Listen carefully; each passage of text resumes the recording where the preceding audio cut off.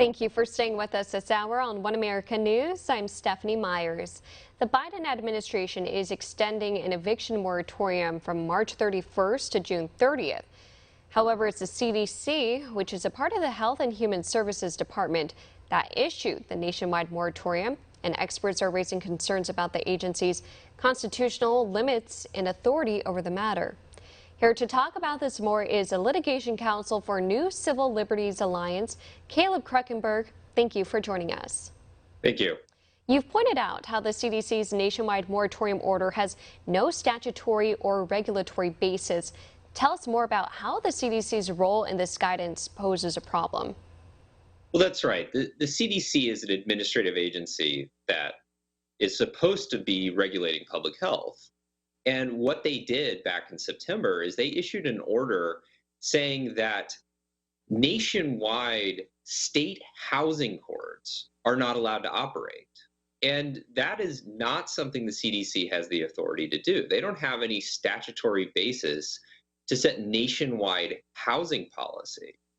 But more importantly, they don't have the constitutional right to tell states that they can't operate their court systems and that they can't have housing court for when tenants aren't paying their rent. And you have broad legal experience representing clients in diverse matters at both the trial and appellate level. What are some of the legal problems with the CDC's guidance? And I know that you filed a lawsuit back in December regarding this moratorium. What is the status of that since there's a new administration in the White House now? Well, so originally the CDC order was just through the end of last year. And unfortunately, as you said at the beginning, it's been extended now. And we're in a situation where landlords across the country have not been able to use their state court systems when their tenants have refused to pay rent going on a year now. And according to the new administration, that's going to continue indefinitely. But the CDC, it does not have any lawful basis to set housing policy and shut down the courts nationwide.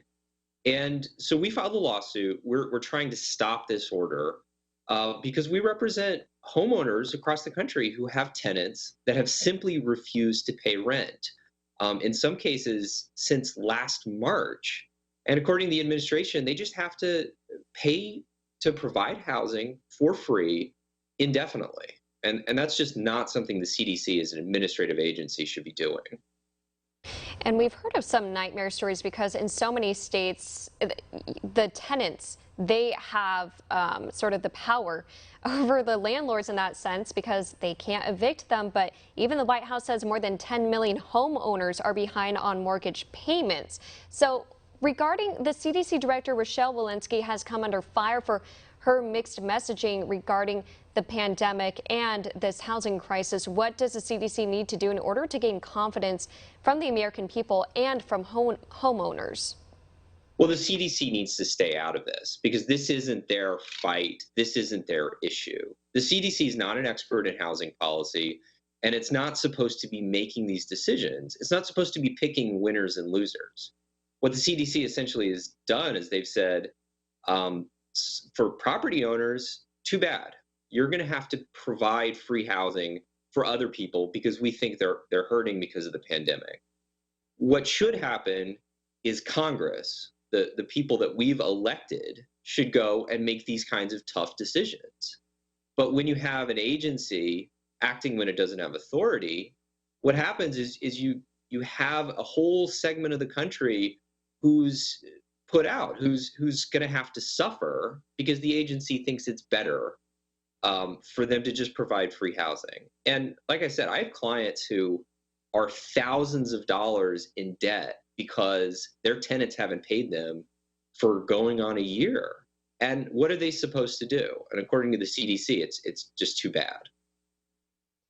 And, you know, on that note, it's really sad when tenants, they are evicted because they can't pay their rent. But then, as you point out, there is a domino effect because these landlords, they can't pay off their mortgage payments. And so it just it snowballs into this really bad effect. But I want to ask you, where can our viewers go to learn more about you and the New Civil Liberties Alliance?